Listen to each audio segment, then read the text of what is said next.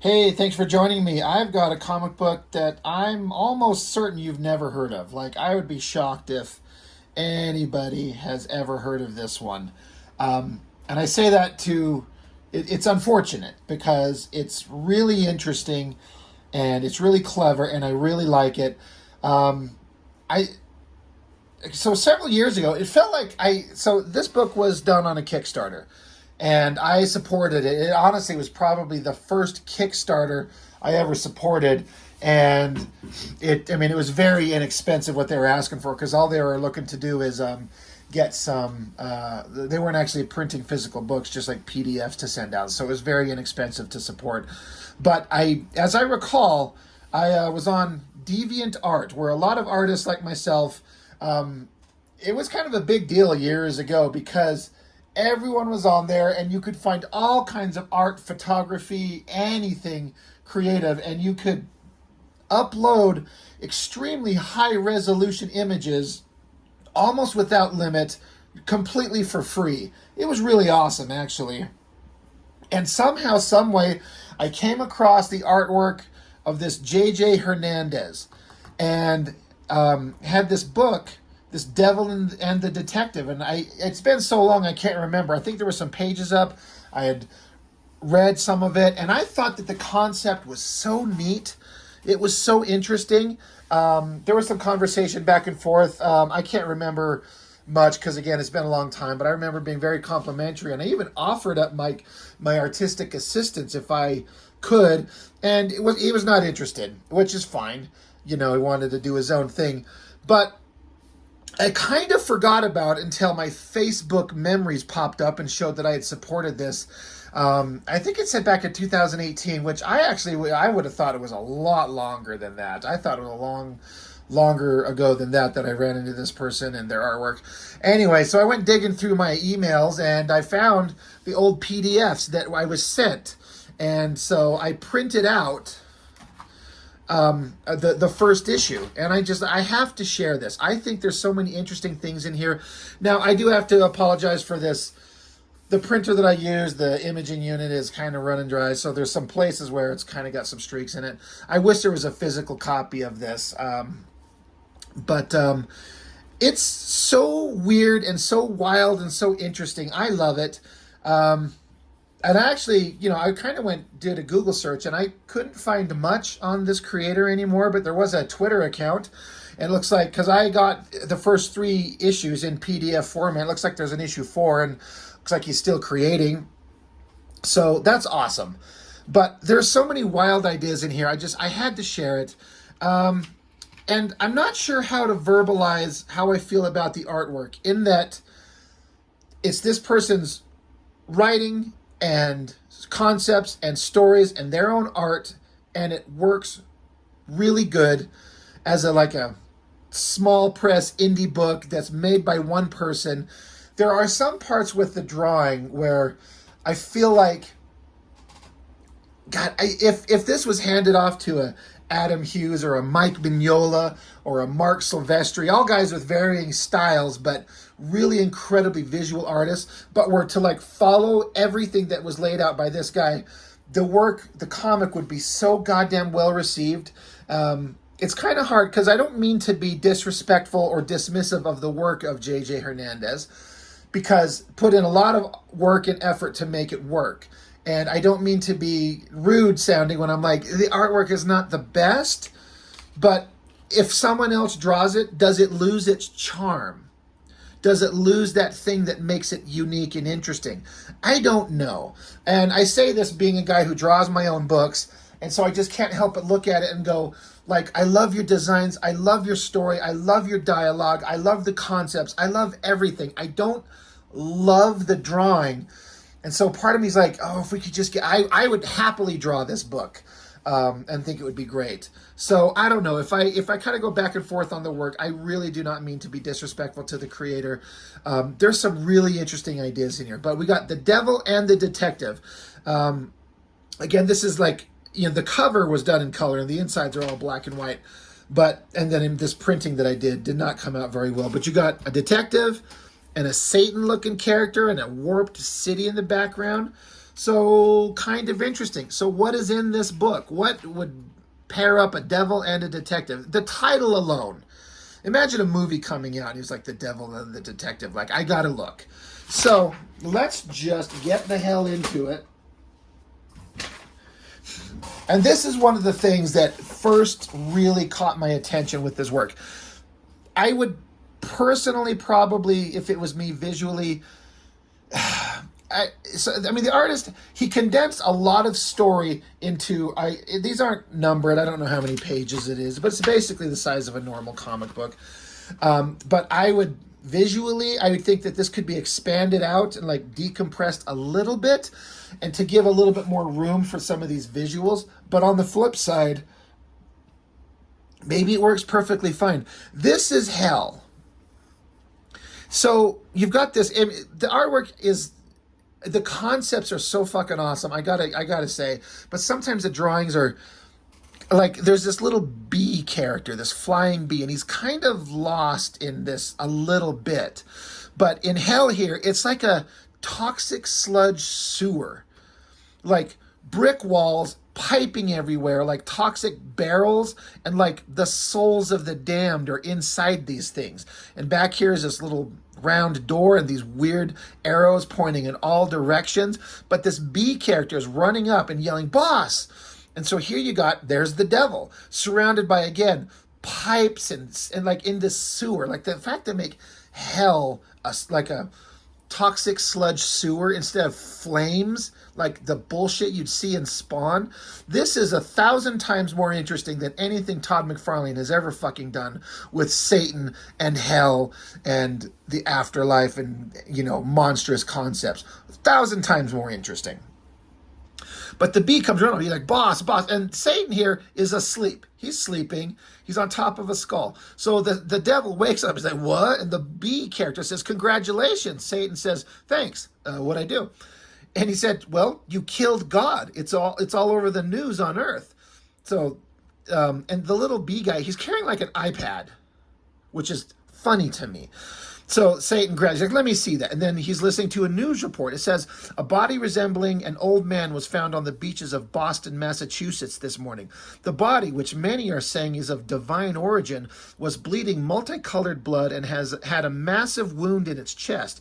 Following the body's discovery, supernatural phenomena began to occur all around the globe. And you got a picture of like this like wild-haired man with a giant hole in his chest and his like legs kicked up like this. Such a weird drawing. And then you see Satan, a close-up on his face, and he says, oh. Of course, you flip over to the next page, you can imagine he says, oh, shit.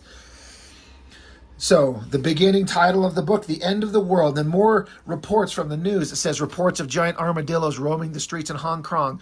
Detroit has been covered in some sort of massive plant. Seattle has vanished from the map. The entire city, riots are broken out. And so the world is freaking out. Some kind of weird supernatural phenomenon is going on, presumably because God is dead. They found his body. So we join up with John Fremont, psychic detective. I mean, I got to imagine somebody else has kind of come up with the idea of like he's a detective, but he's a psychic detective. But I don't know. This one just stands out as like the first one I have ever heard of. So he's on the phone. He's like, hey, where'd you put the emergency vodka? The world's ending and I can't even get wasted. He's like, no, it's not in the medicine cabinet. So he's in the bathroom. This isn't visually extremely clear until you get to this panel. There's some storytelling that's not extremely well done, but it happens eventually in a way that you get it. But he's in the bathroom. You got the toilet and it starts gurgling. So again, he's a psychic detective, and while he's still on the phone, he's like, yeah, we're still open. The phone's been ringing off the hook. It's the end of the world, Holly, and we're the only ones who can deal with it. But the toilet gurgles, out comes a hand. And Satan himself, in a slightly alternate form, without the wings, crawls out of the toilet. Again, hell was a toxic sewer. Well, of course he's coming up through your shitter. So the guy screams, and Satan says, Mr. Fremont, I am Satan. I am here to ask for your assistance. In return for your help, I will give you anything that is within my power. So the person on the phone is like, who the hell was that? He's like, hold on, I'll call you back. So he's sitting down elsewhere. He's like, so you're really Satan? Shit, I got so many questions. And he's like, yes. So how do you do that trick with the toilet? And Satan's like, I have powers beyond your understanding, Mr. Fremont. So Mr. Fremont's like, but you still need my help. He's like, even I don't have your gift, like the psychic abilities. So he says, so I guess you hear about the whole end of the world thing. He's like, yes, but I assure you, I am not responsible. And so the guy's like, well, wait, the devil didn't kill God? Then who did? And Satan's like, well, that's exactly what I want you to find out, Mr. Fremont. So I think it's interesting that Satan is concerned that God is dead. He's not happy. He's not joyful. He's not like reveling in the demise of his enemy. He's like, this isn't good. We need to find out who did this. So interesting concept already. He's like, well, okay, Mr. Satan, I get vision, sure, but I mostly deal with cheating spouses, insurance fraud, and the occasional missing person. Finding God's murder is kind of out of my league. Satan's like, I got faith in you. And so Satan continues, God's death has disrupted the natural order of things. It's not going to be long before this chaos spreads to my own realm. This new reality is not ideal for me either, Mr. Fremont, but if we find the killer, we could restore the balance. Will you help me? The guy's like, well, how can I trust you? It says, you seems you can't.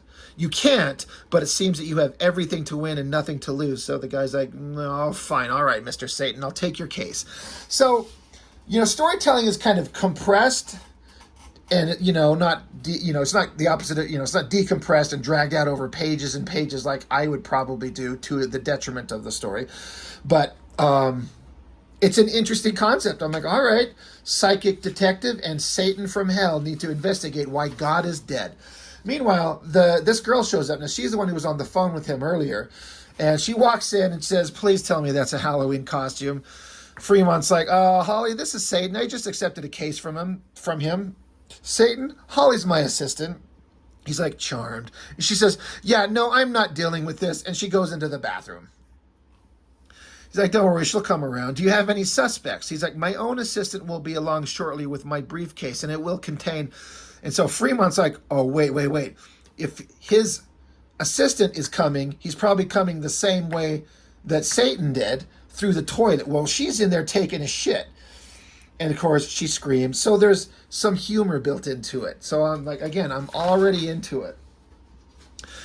Cut later, they're looking at pictures of suspects, and Satan's like, these are all the beings I know that could kill God. So Fremont, he has to touch these things, and he looks at them, and he's like, he's trying to get a psychic impression. He's like, nothing. My gift works best when I'm able to touch stuff, so I think I need to see the body. Like, the body's still at the police station, but do you think they're just going to let us in? Like, you've done favors for the cops before, but this is God's corpse we're talking about. So Satan here, he kind of lights up in fire with this kind of awesome dramatic shot. He's like, don't worry, Fremont, I'll go with you. I can be very persuasive. So they're in the car, they're driving, they're talking. Fremont's asking Satan, and you also notice that Satan, he's changed his look. He's lost like his horns and shit, so he looks more human. So Fremont's like, what's it like? Satan says, what do you mean? Like, well, heaven and hell, all that stuff. How much of it is true and how much of it is just stories? Satan says, most of the stories are lies. I did rebel, but the circumstances were different.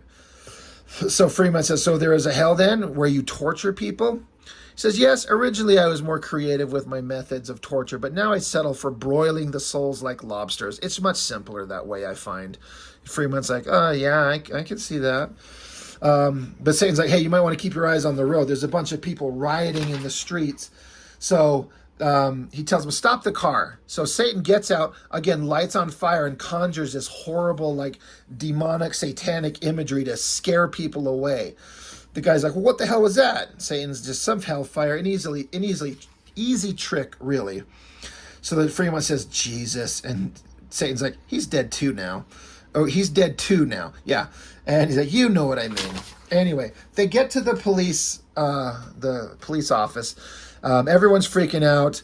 And so Satan basically turns on like a cloaking spell. So they're invisible. They're walking down the hallway. There's a couple of soldiers there. We got some guards by the door. I should find the police chief. Satan's like, Fremont, we are still unperceivable, but I am the Prince of Darkness. I can handle 2 humans with toys. Now, I don't know why Satan needs to handle the humans if they're cloaked and invisible. But it's funny that Satan's like, I can handle him, no problem. Cut to, boom, they're shooting at him and dropped me into the ground. He lies on the ground. He's like, ow. And he's actually hurt. So then the police, the cops there are like, did you see that? The guy looked like he was on fire. And Freeman's like, dude, don't shoot. I just need to talk to the police chief. And they butt him in the head with their gun. He drops to the ground. But then the police chief shows up and they know each other. So they're like, we've worked together before. What's going on? And he's like, hey, I know we need to see this body. We're on the case. I think we can, contribute. So, he's like, we need to see the body. And the police chief just basically agrees. So we go into the morgue, and this is presumably, according to the story, this is God lying on a slab. Now, I have to say one thing is it's artistically interesting, but it kind of doesn't work. So we've got God here, big poofy hair, but he's got like a dark streak of hair on the top, and his beard has a big streak of black in the beard. But at first glance, I kept thinking this is like his open mouth, and it's not. It's just dark in his beard. So visually, that doesn't quite work, but I like the idea.